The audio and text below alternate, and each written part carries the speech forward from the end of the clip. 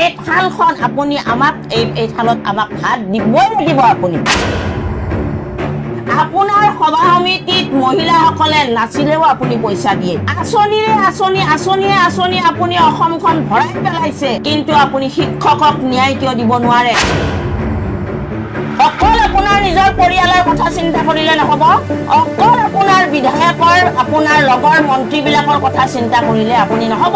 অলপতে আপুনি সংবাদ মাধ্যমত কৈছিলে যে জয়ন্ত মল্ল বৰুৱাই পত্নীয়ে যেতিয়া 50 লাখ টকাৰ ৰাজ সাহায্য পাইছিলে তেতিয়া আপুনি কৈছিলে যে মন্ত্ৰিত্ব পদ যোৱাৰ পিছত তেওঁ কি দৰে খাব এতিয়া ইমান মূল্য বৃদ্ধি মেডিচিনৰ দাম ইমান বাঢ়িছে এই শিক্ষকসকলে মেডিচিন ক'ৰ পৰা খাব মাননীয় মুখ্যমন্ত্ৰী মহোদয়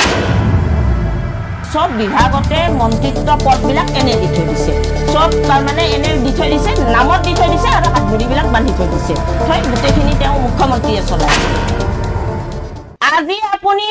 মন্ত্ৰী পত্নীয়ে কি খাব বিধায়কৰ পত্নীয়ে বিধায়কৰ পদটো যোৱাৰ পিছত কি খাব মন্ত্ৰিত্ব যোৱাৰ পিছত মন্ত্ৰীজনে কেনেকৈ চলিব সেইটো কথা আপুনি চিন্তা কৰিছে কিন্তু শিক্ষক সমাজৰ মেৰুদণ্ড আপুনি এই মেৰুদণ্ডক ভাঙি চুৰমাৰ কৰি দিছে এই শিক্ষকৰ সৃষ্টি কোনে কৰিছিলে ৰিকগনাইজ কোনে কৰিছিলে কনকাৰেন্স কোনে কৰিছিলে আপুনি কৰিছিলে হিমন্ত বিশ্ব শৰ্মা দেৱ গতিকে আপুনি আমাক ন্যায় নিদিয়াকৈ কতো আপুনি পলাই যাব নোৱাৰে আপুনি যতেই নাথাকক আমি বিচাৰি উলিয়াম আপুনি যতেই নাথাকক আমি আন্দোলন কৰি হলেও আমি আমাৰ ন্যায় আনিমে আজৰি আপুনি আমাক ন্যায় দিব লাগিব আপোনাৰ সভা সমিতিত মহিলাসকলে নাচিলেও আপুনি পইচা দিয়ে আঁচনি আপুনি অসমখন ভৰাই পেলাইছে কিন্তু আপুনি শিক্ষকক ন্যায় কিয় দিব নোৱাৰে আজি অসমত আপোনালোকে সংবাদ মাধ্যমৰ জৰিয়তে দেখিছে ৰাইজ বা আপোনালোকে প্ৰচাৰ কৰিছে যে কিছুমান শিক্ষানুষ্ঠানত এজন শিক্ষকে শিক্ষকতা কৰি আছে তেওঁ নোৱাৰা হৈ গৈছে সংবাদ মাধ্যমৰ যোগেদি সেই শিক্ষকবিলাকে কৈছে যে আমাক শিক্ষক দিয়ক আমাৰ এই শিক্ষকসকলক কিয় তাতে নিযুক্তি দিব নোৱাৰে মই 1997 চনৰ পৰা শিক্ষকতা কৰি আছিলো মোৰ স্কুলখন ৰিকগনাইজ হোৱা স্কুল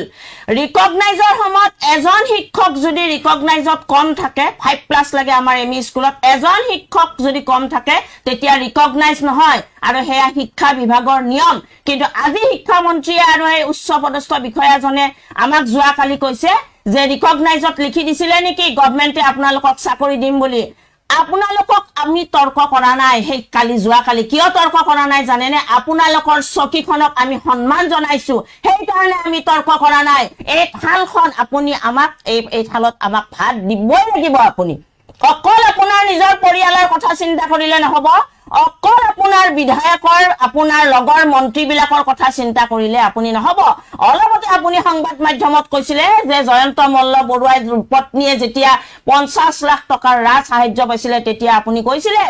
যে মন্ত্ৰিত্ব পদ যোৱাৰ পিছত তেওঁ কি দৰে খাব কিয় আপুনি তেওঁৰ কথাটো কিয় চিন্তা কৰিলে এজন বিধায়কে এটা সমষ্টিত মাত্ৰ 5 বছৰ কাম কৰে যদি 5 বছৰত তেওঁ যদি ৰাইজৰ কাৰণে ভাল কাম নকৰে তেতিয়া কিন্তু তথাপিও তেওঁৰ কাৰণে আপুনি পেনশনটো বন্ধ কৰি নিদিয়ে সৰকাৰে পেনশন বন্ধ কৰি নিদিয়ে কিন্তু এজন শিক্ষকে 25 বছৰ 30 বছৰ পৰ্যন্ত শিক্ষকতা কৰাৰ পিছত শিক্ষকৰ নিচিনা পবিত্ৰ পদত থাকি তেওঁটো কোনো চুৰ নহয় ডকাইত নহয় ধৰ্ষণকাৰীটো নহয় তেওঁলোকৰ কাৰণে আপুনি কি আঁচনি আনিব নোৱাৰে তেওঁলোকৰ কাৰণে আপুনি কিয় একো কৰিব নোৱাৰে আপুনি কৰিবই লাগিব আপুনি নকৰিলে নহব আমি এসপ্তাহৰ সময়সীমা বান্ধি দিছো আৰু এসপ্তাহৰ পিছত আপুনি আমাৰ প্ৰতিচ্ছবি আপোনাৰ ভয়ংকৰ প্ৰতিচ্ছবি আপুনি ৰাজপথত দেখিবলৈ আপুনি সক্ষম হ'ব আৰু আপুনি সাজু হৈ থাকক এই আকাশলম্বী মূল্য বৃদ্ধিৰ সময়ত আমাৰ পৰিয়ালবিলাক কেনেকৈ চলিছে তেওঁৰ খবৰ নাই তেওঁৰ মুঠেই খবৰ নাই তেওঁ অকল কেনেকৈ তেওঁৰ ভোটখিনি তেওঁ বঢ়াব পাৰে কেনেকৈ তেওঁ মহিলা আনি পেলাই মহিলাক নচুৱাই থাকিব পাৰে নানান ধৰণৰ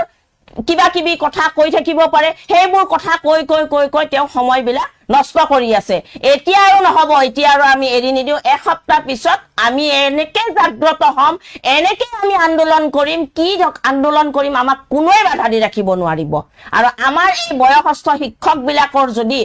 এই আন্দোলনত যদি কিবা হয় কিবা অসুখ বিসুখ হয়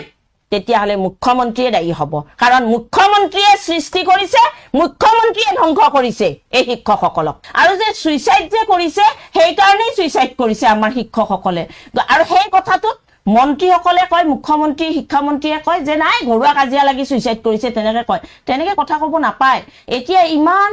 মূল্য বৃদ্ধি মেডিচিনৰ দাম ইমান বাঢ়িছে এই শিক্ষকসকলে মেডিচিন ক'ৰ পৰা খাব মাননীয় মুখ্যমন্ত্ৰী মহোদয় আপুনি তো ডাইনামিক মুখ্যমন্ত্ৰী আপুনি সকলোৰে কাৰণে চিন্তা কৰে দেখোন মিডিয়াত দেখোন আপুনি সোশ্যাল মিডিয়াত দেখোন এক্টিভ হৈ থাকে দেখোন আপুনি অনপৰতে এই শিক্ষকসকল কি আপোনাৰ মানুহ নহয় নেকি অসমৰ নহয় নেকি আমাক ৰিকগনাইজ কোনে কৰিছিলে পাকিস্তান চৰকাৰে কৰিছিলে নেকি বাংলাদেশে কৰিছিলে নেকি অসম চৰকাৰৰ শিক্ষা বিভাগে কৰিছিলে গতিকে আপুনি আমাক ন্যায় দিবই লাগিব অসমৰ যিমান মানে বিভাগ আছে সব বিভাগতে মন্ত্ৰিত্ব পদবিলাক এনে দি থৈ দিছে সব তাৰ মানে এনে দি থৈ দিছে নামত দি থৈ দিছে আৰু হাতভৰিবিলাক বান্ধি থৈ দিছে থৈ গুটেখিনি তেওঁ মুখ্যমন্ত্ৰীয়ে চলায় যোৱাকালিও যেতিয়া মই মাননীয় শিক্ষামন্ত্ৰী মহোদয়ৰ লগত কথা পাতিছো তেওঁ কৈছে যে মই প্ৰথমৰ পৰা আপোনালোকক কৈ আছো যে আপোনালোকৰ ৰিজেক্ট আপোনালোক নহয় কিন্তু মই আপোনালোকে যেহেতু কৈছে গতিকে মই মুখ্যমন্ত্ৰী মহোদয়ক মই কথাখিনি জনাম আৰু আলোচনা কৰিম শিক্ষামন্ত্ৰী নিচিনা এখন চকীত বহি তেওঁ একোই কৰিব পৰা নাই একো এটা কথা ক'ব নোৱাৰে পাৱাৰ নাই একো নাই এনে বহুৱাই থৈ দিছে গোটেইখন মুখ্যমন্ত্ৰী হিমন্ত বিশ্ব শৰ্মাই কৈছে সেইকাৰণে বাৰম্বাৰ কৈ আছো হিমন্ত বিশ্ব শৰ্মাই আমাক ন্যায় দিবই লাগিব আৰু নিদিয়াকে আপুনি হাৰি যাব নোৱাৰে আৰু এই অন্তৰৰ অভিশাপ আপুনি নলব কিন্তু মই কৈছো গুৰুৰ অভিশাপ কিন্তু লাগে দিন গলে ৰাতি হয় ৰাতি গলে দিন হয় সেই কথা মনত ৰাখিব